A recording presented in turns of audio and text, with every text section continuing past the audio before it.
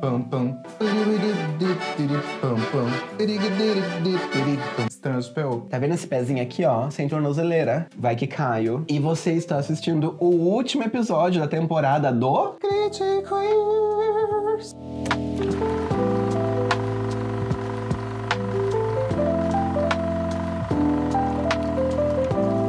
Oi, olá, e aí, sejam bem-vindos ao último episódio da temporada número 2 de Critiquers. Vocês já sentem nossa falta? Sim. Comente se sente, curta se não, dá um dislike se você odeia a gente. Também ajuda a gente. Deixa o dislike, o algoritmo aí funciona na base do ódio. Taca ódio na gente aí. Nossa, o pessoal não dá nem like, imagina um dislike. Imagina. Tá difícil um like. E aí, como foi essa semana? Ai, foi muito gostosa, não tô usando nenhuma tornozeleira, Ai. tô bem livre, bem bonita. Um gostinho amargo da temporada do All Stars, o final do All Stars, do RuPaul's Drag Race. Quem acompanha também deve estar decepcionado, coloca aí nos comentários. Mas um gostinho muito bom do Drag Race Brasil, que teve um excelente segundo episódio. E assim, estudando, trabalhando, sendo bonita, ficando braçuda na academia, cavalona. Tô ótima, e você? Nossa, a autoestima dela. Eu tô meio assim, inferninho astral e tal, um negócio meio agridoce. Tô aí me tornando adulta, finalmente, farei 16 anos. Essa semana foi assim, trabalho, muito trabalho, muito trabalho. E hoje a gente tá aqui pra celebrar um ano de Critiquers, também dar adeus à segunda temporada, que foi uma delícia. Não sei se vocês gostaram, mas eu amei fazer a Ai, segunda foi, temporada. olha, a gente tá, ó, cada episódio é um degrauzinho subido, assim, ó. Sim, e também não sei se vocês separaram, agora temos microfonia Ó, no e tá hatch, passado, né? A minha mãozinha vai ficar só o episódio inteiro. Tchá, tira, tchá, tira, tchá. Eu acabei de ver que o meu microfone tá caindo pra frente, não Oh deve my estar God. pegando minha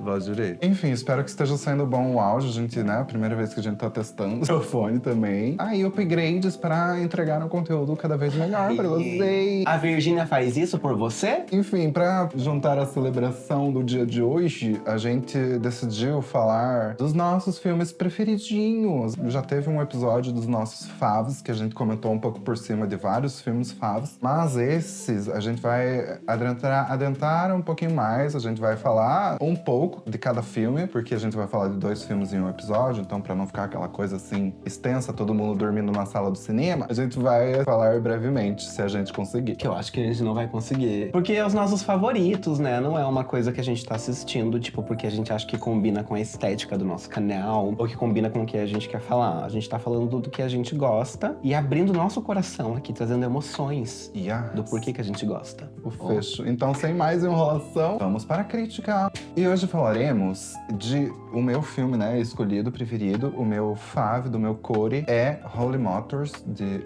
Leos Carax. Eu não sei como pronuncia direito, mas eu acho que é Leos Carax, ou Leo Carax. She's French. E o filme fave de Caio é... O Labirinto do Fauno. É o Labirinto del Fauno, do Guilherme del Toro. A gente aqui elencou Holy Motors pra gente começar falando dele. Então vamos começar falando de Holy Motors. Holy Motors é um filme de 2012, dirigido e escrito por Leo Carax, e é um filme meio surrealista. Meio não, ele é totalmente surrealista, é um filme dramático. É um filme que se propõe a falar do cinema. Filme, uma ode, a gente tava comentando antes, que pode ser chamado uma ode para o cinema. Olha. Ao mesmo tempo que ele é uma crítica social, capital, producional, não sei nem se essa palavra existe, mas é uma crítica ao sistema do cinema da época lá, que tava assim, Blockbuster morreu, e daí os streamings, daí a galera tava vendo filmes de outras formas e tava meio esquecendo do cinema, consumindo sempre do mesmo MG, Marvel. Nossa,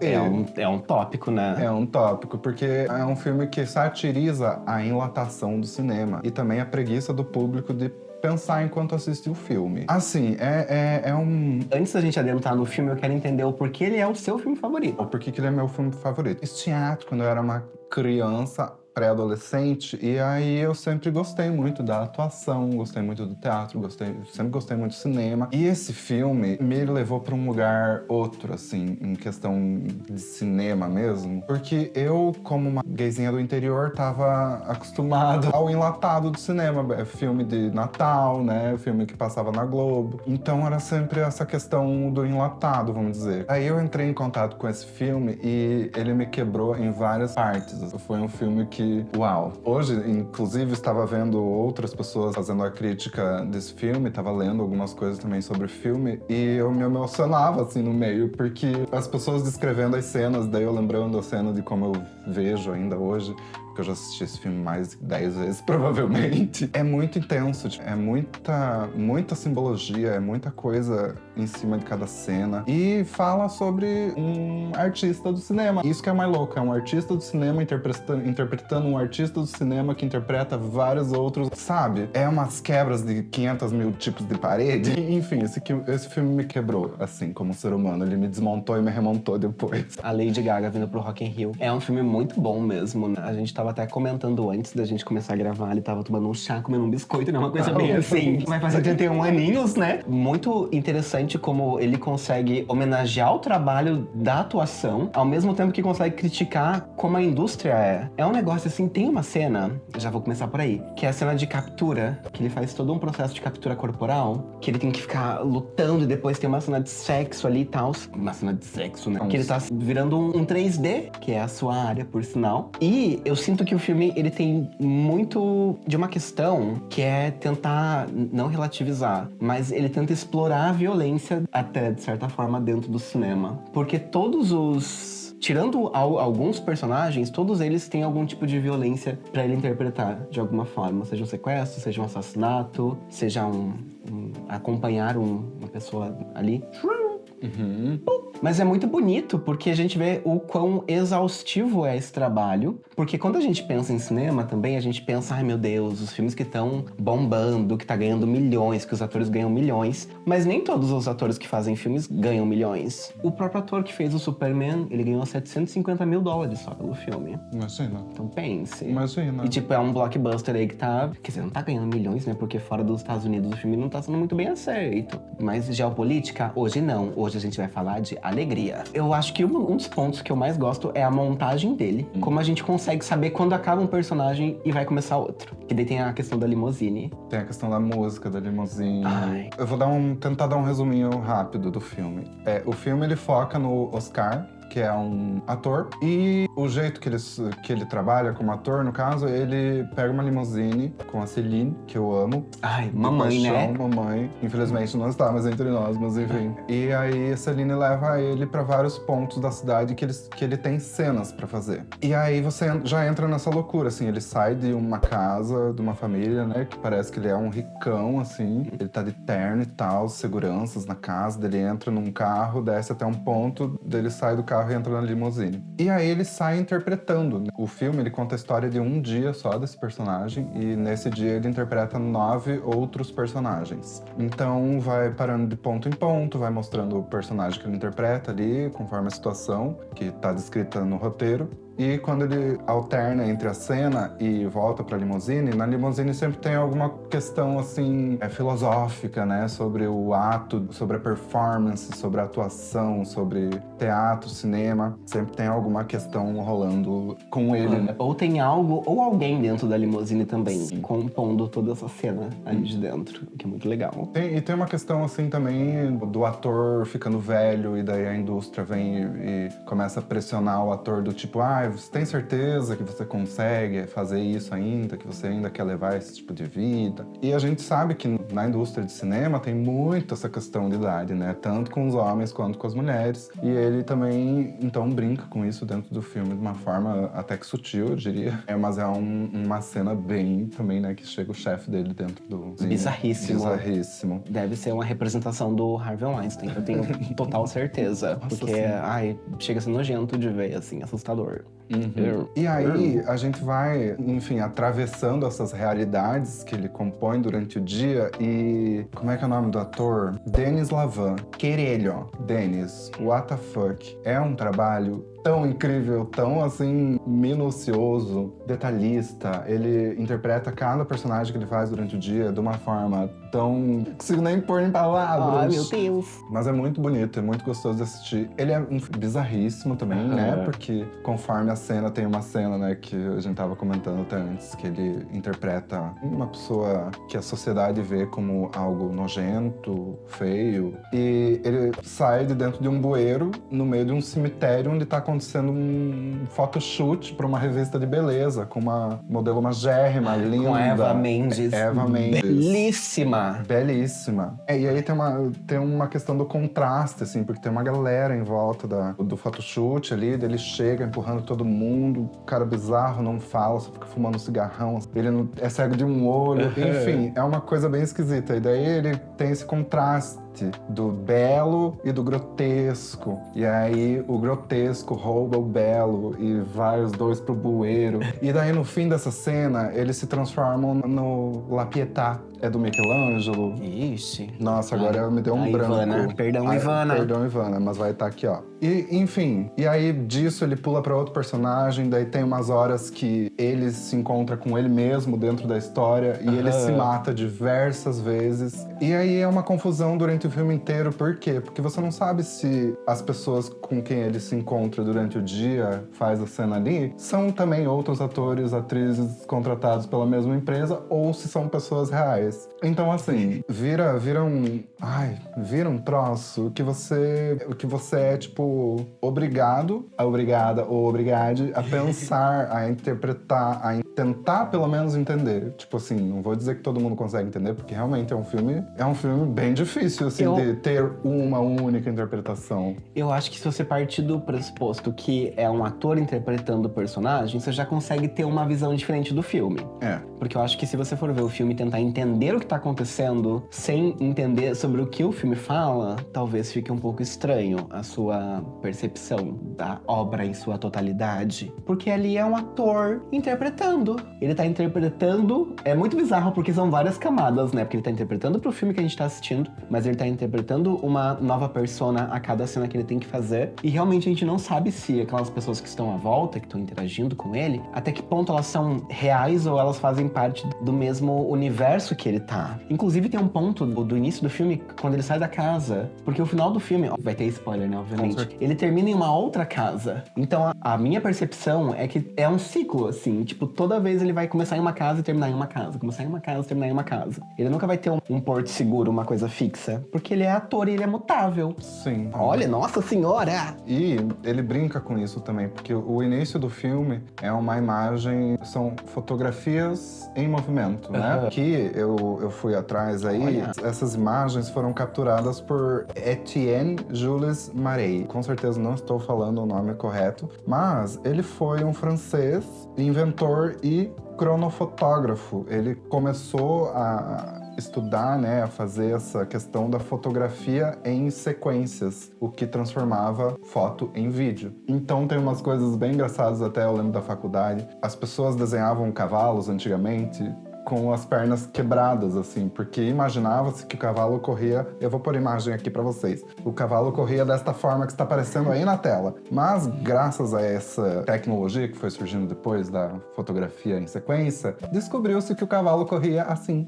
Olha só, o Critico isso também é cultura cinematográfica. E ele também não ajudou só no cinema e na fotografia com as invenções e pesquisa que ele fazia. Ele também ajudou no desenvolvimento da cardiologia, instrumentação física e da aviação. Então, assim, já começa com uma referência muito louca e também que dá o início ao cinema, né? Porque esses testes, essas imagens de sequência é o que vai futuramente virar o vídeo, o filme, enfim, películas que a gente já tá bem acostumadinho. Pai dos irmãos Lumière aí, ó. Então, menina. Tá louca. E ele termina numa casa cheia de primatas. São as filhas e a esposa dele. Tipo, uau. Que assim, o ser humano ainda é um primata, né? A gente sempre volta às nossas origens, mostrando a nossa ignorância. Enfim, é muito legal as brincadeiras que ele faz, assim. Lindo. Ai, tem momentos também de pausa no filme, né? Tem aquela parte da gaita que tem no meio, que pra mim é meio um respiro, assim. É, sanfona, gaita. Não, gaita é aqui. Gaita de fole e tem gaita Assim lá, uma coisa meio... Lembra do grupo Tradição? Uma cena meio tradição francesa. Mas, ai... Que bonito, né?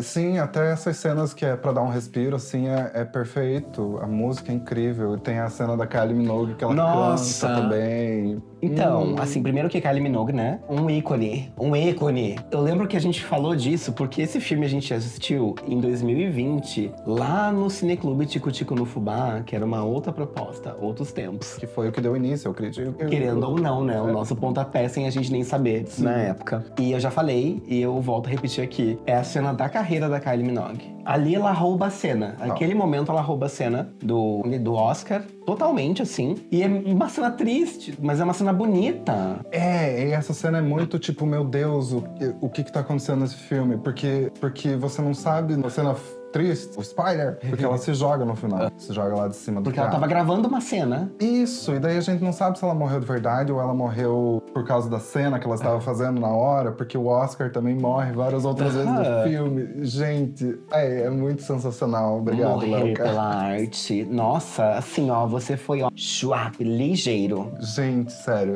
eu tenho orgasmos quando eu falo desse filme. Tipo, orgasmos intelectuais. Mas sério, esse filme é muito, muito bem pensado, colocado, é muito bem montado, como você disse A também. montagem é ótima. E daí, depois de toda essa loucura, o que acontece? Celine, que também é, como posso dizer, colega de profissão ali, ela dirige, né? Uma produtora. Uma produtora, a subprodutora, porque a produtora, né, vai saber. E aí, no final do dia, ela entrega ele nessa casa que ele vai fazer essa outra cena. Vai passar a noite inteira fazendo a cena, com a família, sendo família lá com os primatas. E ela vai pra garagem. E daí a gente vê que tem várias outras limusines também entrando na garagem. E daí ela coloca uma máscara, Máscara branca, assim, bem... Parece aquelas máscaras de hoje em dia de LED, assim, que o pessoal tá usando. Sim, exatamente. E aí ela sai e, do nada, as limusines começam a falar em francês e em inglês, eu acho que em espanhol também uma delas fala, discutindo o que as pessoas que estavam nas limusines estavam gravando durante o dia. E também o fato de que elas iriam ser descartadas em algum momento. Porque daí entra uma questão, assim, filosófica de pra onde elas vão depois daquilo. Assim, início, meio e fim, ele consegue passar uma mensagem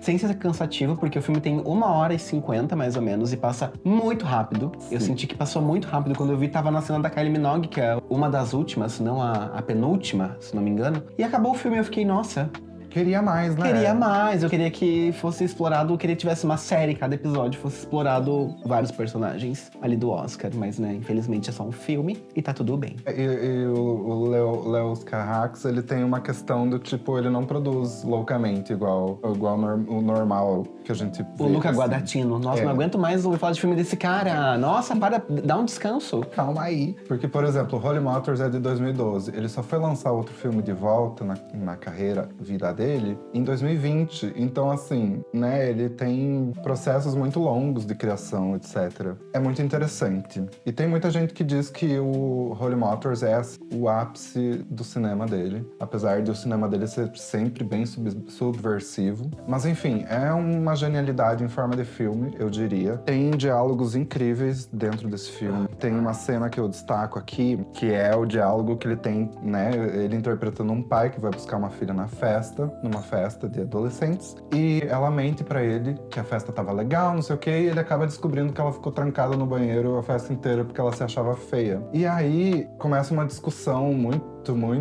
densa, muito louca, de pensar um pai e uma filha tendo essa conversa. E ele dá um castigo pra ela por ter mentido, né? E o castigo dela é viver com ela mesma. Tipo assim, o pior castigo da vida da filha dela é ter que conviver e ser ela pro resto da vida.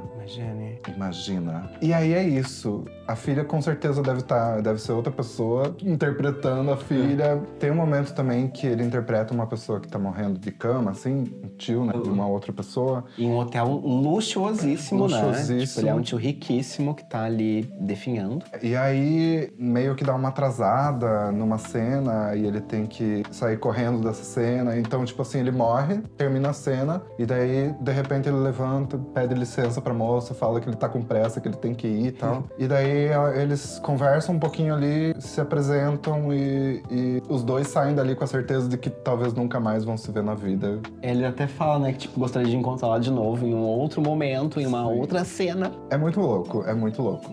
É um filme pra parar e pensar.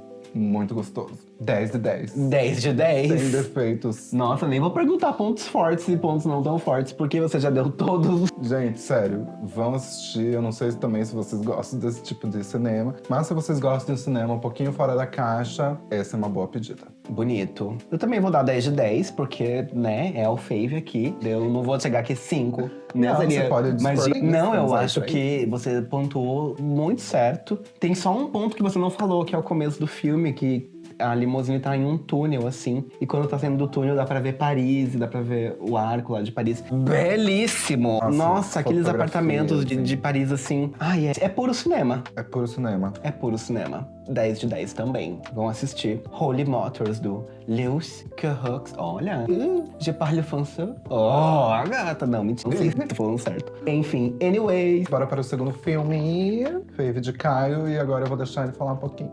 Então, gente, se existe um céu, nesse céu passa um Labirinto do Fauno 24 horas por dia. Na minha visão, é o melhor filme que eu já vi na minha vida. Não tem nenhum filme que consiga chegar no patamar dele, assim. Existem filmes muito bons, como, tipo, Holy Motors também. Mas, tipo, o Labirinto do Fauno tá aqui, assim, ó. Pá! Porque é um filme que, primeiro, que ele tem várias mensagens. Você consegue interpretar ele de diversas maneiras. Você consegue interpretar ele como uma fase de crescimento da Ofélia, que é a personagem principal. Ela saindo desse mundo fantasioso da infância e indo pra adolescência e vendo uma realidade mais crua do que o que ela imaginava. Você consegue interpretar como uma fábula mesmo, como um conto de fadas, que eu acho que é a melhor interpretação que dá pra ter, porque é a visão do Guilherme Del Toro, né, gente? Que é um papai que gosta de fazer uma coisa mais fantástica, gosta de fazer uma coisa mais surrealista. Não, surrealista eu não diria, mas fantástica. Poxa, ele tem aí o quê? A Forma da Água, tem Cronos, tem A Espinha do Diabo, tem o Mimic,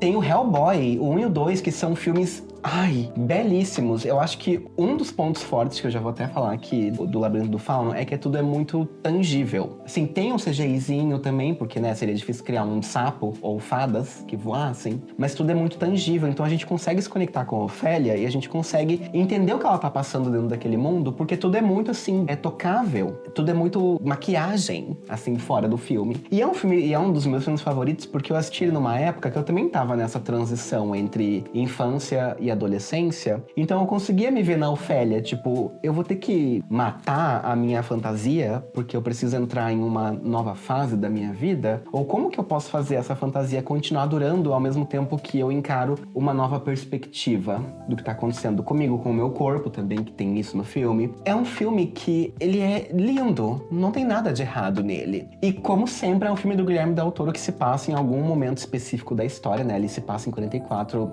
guerra fascista na Espanha, né? A gente tem ali os refugiados querendo tacar fogo nos militares, e os militares ali tudo assim, ó, se fechando em um local muito bizarro, né? Porque é no meio de uma floresta, e eles estão se fechando ali pra tentar se reerguer. Mas a gente sabe que isso não vai acontecer. Eles recebem notícias que, ai, tá vindo ajuda, vai vir 1.500 homens, 500 homens lá, mas isso nunca chega. Então eles vão fechando o cerco, alimentando a população ao redor e tentando caçar esse pessoal que tá querendo matar eles, que são fascistas. Então, assim, estavam errados. Não, calma. E a gente vê a mãe da Ofélia, que é a Carmen, chegando nesse local com a Ofélia. A Ofélia perdeu o pai, que era um costureiro, um artesão. E daí ela tá indo lá conhecer esse coronel, esse general aí do exército, que a mãe dela já tá grávida, né? Eles casaram. E dela é retirada de onde ela morava, tem que ir pro meio do nada. E ela já chega assim, já vê um bichinho assim, ó.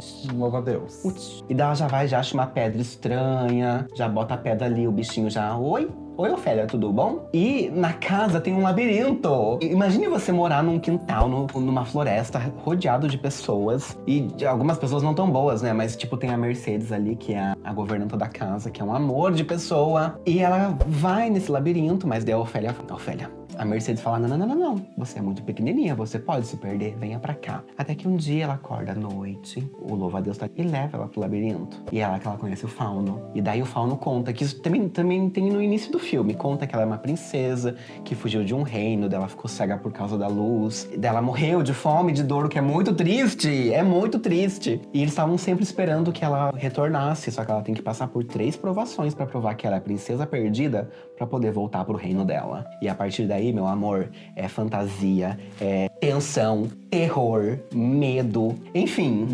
Muito detalhe. A primeira coisa que eu Muito coloquei detalhe. aqui que foi a primeira coisa que me pegou no filme e essa coisa seguiu durante o filme inteiro, que foi o número de detalhes em cada cena. Sim. É muito, muito bem construído. Muito bem. E uma coisa que... E daí, assim, a gente pode ver por esse lado de fantasia o filme, né? Tipo, é uma fantasia.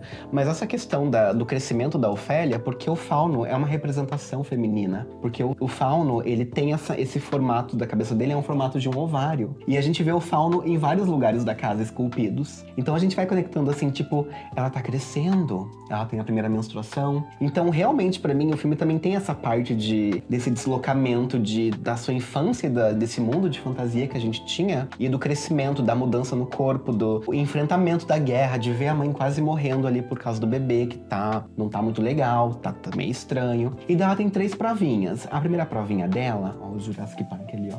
Logo bem. Ela tem que colocar umas pedrinhas ali na boca de um sapo, porque o sapo tá acabando com a árvore de uma figueira, que é uma figueira muito antiga na região. Daí a segunda aprovação dela é buscar um item, né? Achar um itemzinho lá, que é onde a gente tem o Pale Man, né? O Homem Pálido, que é o Doug Jones que faz o Fauno e o Homem Pálido, assim, sensacional. Como ele se move, é um ator que meio que faz isso, né? Ele tem vários trabalhos dentro disso. Mas a maneira como ele se move, como ele gesticula, lindo. E o final, ela tem a última aprovação, que daí tem que derramar sangue inocente, mas daí pra quem não viu, vai assistir. O que você achou do filme? Ai, é um filme muito bonito. Ele presta muita atenção em detalhes. As transições de câmera também sempre tem algum detalhe, tipo, transiciona com corte numa árvore, transiciona com corte nas costas de uma pessoa, transiciona com corte na parede. Tipo, as transições são muito pensadas, muito bem encaixadas. Eu coloquei aqui também, fui atrás da simbologia do louva-a-Deus, que é uma simbologia de sorte, proteção, paciência, espiritualidade e intuição. E, principalmente na mitologia grega e egípcia, era considerado um guia capaz de identificar e localizar objetos, bichos e pessoas perdidas na floresta. Então, o louva-a-Deus, querendo ou não, é o guia da Ofélia pelo crescimento dela e pela perda da inocência, todas essas questões. É um filme intenso. Já falei bonito? Já falei bonito. Já falou bonito. Belíssimo, bonitíssimo.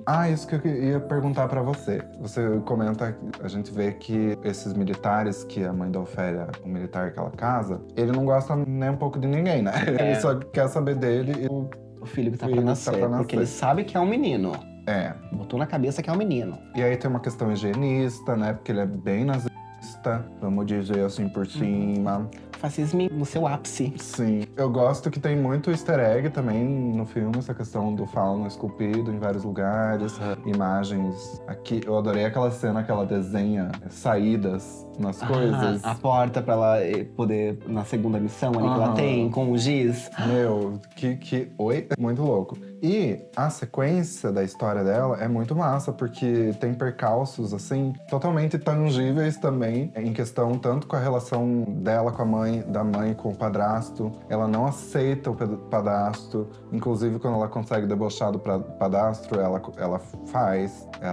Enfim, ela meio que entende aonde ela tá. A relação do padrasto com o pai, que era visto como uma pessoa inferior e tal. Então ela não se sente bem ali. Nunca também foi muito bem-vinda ali, né? Principalmente por ser uma mulher, né? Também tem isso. A gente sente que é um ambiente totalmente masculino, mulheres cozinha e ponto final. E ele anseia que o filho seja homem, que é isso que ele quer. Ele quer passar o legado dele como o pai dele passou o legado pra ele. Que tem a questão do relógio. Ai, sim, que é um fecho cis maravilhoso que existe nesse filme. É um fecho muito gostoso. Fecho cis. Quem lembra do fecho cis aí? Essa questão do fim ali, do filho dele, gente, eu vou dar spoiler, porque é muito gostoso. O que acontece com o relógio, né? Tem um relógio lá que ele ganhou do pai dele quando o pai dele foi morto, e o pai dele meio que deu um murro no relógio pro relógio parar de funcionar e o filho dele saber exatamente a hora que o pai morreu. Eu não entendi muito bem qual que é essa... Eu acho que é uma questão meio de guerra. Honras e guerras? Eu acho que era... Não sei se era uma questão generalizada, mas era uma questão, assim, pra dar uma hora da morte pra aquela pessoa. Entendi.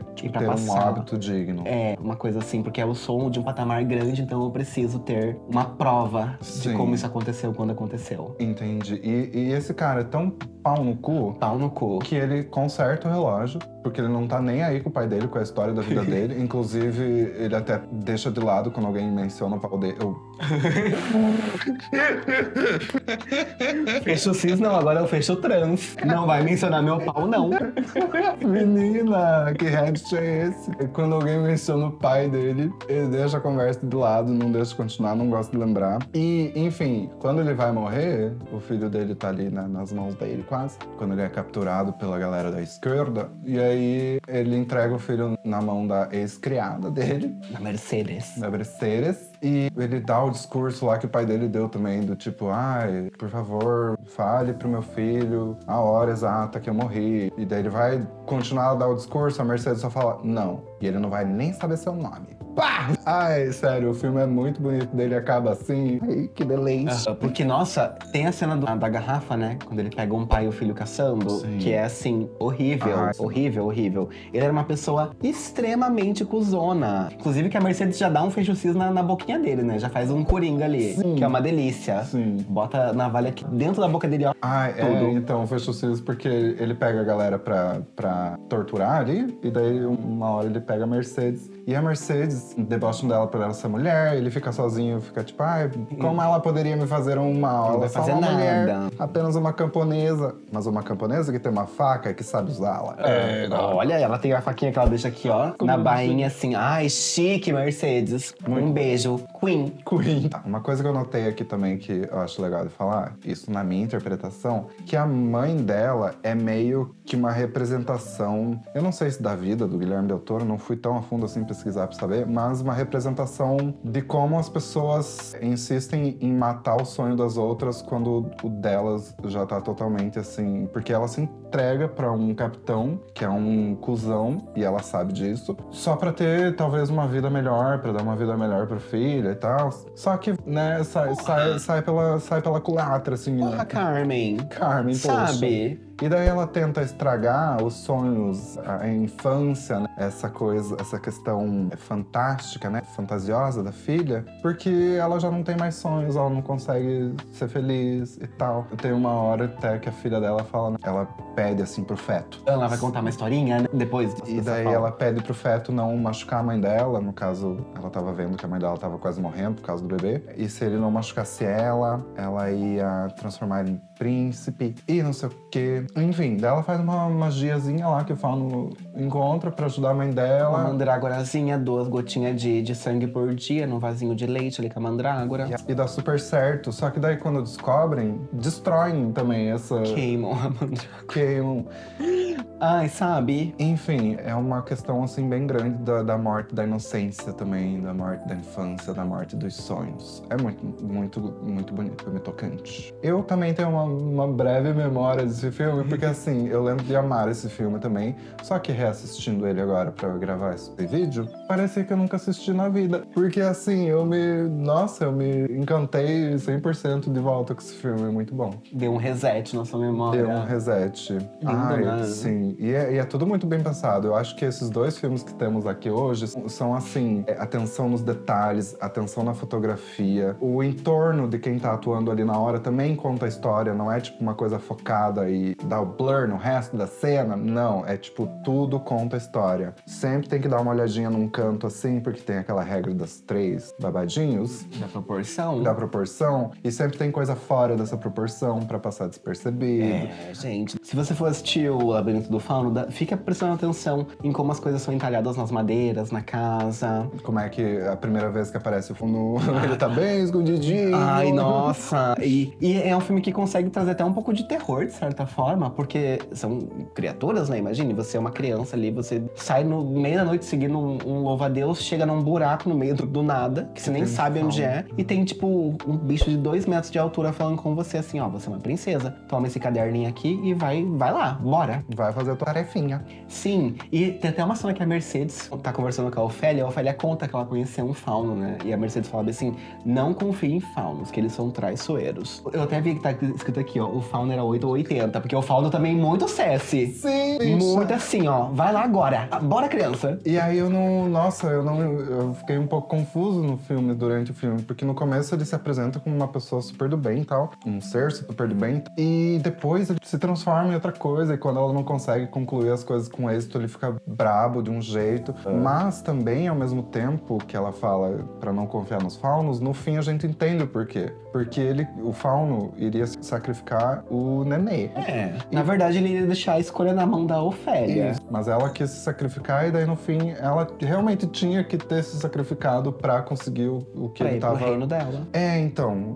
Perdão, É te 8 ou cortei. 80, só pra fechar. Ele é 8 ou 80 e eu adorei. E por mais que seja um filme de fantasia, no final tem duas cenas que são muito importantes pra gente entender o que tá acontecendo com a Ofélia. Que primeiro é quando o capitão chega e ela tá no labirinto conversando com o fauno e ele não vê o fauno, ele vê ela conversando sozinha. E quando a Mercedes chega no quarto dela pra buscar ela, que ela vê desenhado na parede o quadradinho de giz. Então, tipo, nada daquilo aconteceu, literalmente. Mas, daí no final do filme, a gente vê a figueira que ela salvou lá do sapo dando uma flor. E daí a gente pensa assim, porque, spoiler alert, ela morre. Ela salvou. Tudo aquilo era real. Eu não vou chorar, mas toda vez que eu assisto esse filme eu choro. Eu tento assistir esse filme pelo menos umas 2 vezes por ano, porque é um filme muito importante pra mim, assim, em diversos aspectos. E é um filme muito lindo, é um filme bonito. Ele ensina... Você consegue fazer várias leituras dele. Eu acho que isso que é o mais interessante no cinema. Tanto o Labirinto do Fauno quanto o Holy Motors, você consegue assistir ele e interpretar de várias formas diferentes. Então, bora assistir. Vai assistir com a cabeça aberta também, né? Não vai achar que você vai assistir um filme que, sei lá, passa numa sessão da tarde. Não é. É um drama, mas é um drama com corpo. É um drama com forma, com tom. E a maneira que o Guilherme Del Toro dirige também, a maneira como ele consegue sincronizar a fantasia com a guerra que tá acontecendo. Daí tem momentos, né, que os militares vão pro meio da mata pra procurar o pessoal. E as coisas vão, tipo, muito assim. Eu quero ser sua canção, eu quero ser seu tom, me esfregar na sua boca, ser o seu batom. As coisas vão se conectando, tanto pro bem quanto pro mal. Isso é muito legal. Assim, deveria ter levado o Oscar de melhor filme, né? Mas a gente sabe que naquela época, né? Depois do Parasite, eu acho que deu uma mudada na cabeça da academia, né? Mas naquela época era muito assim,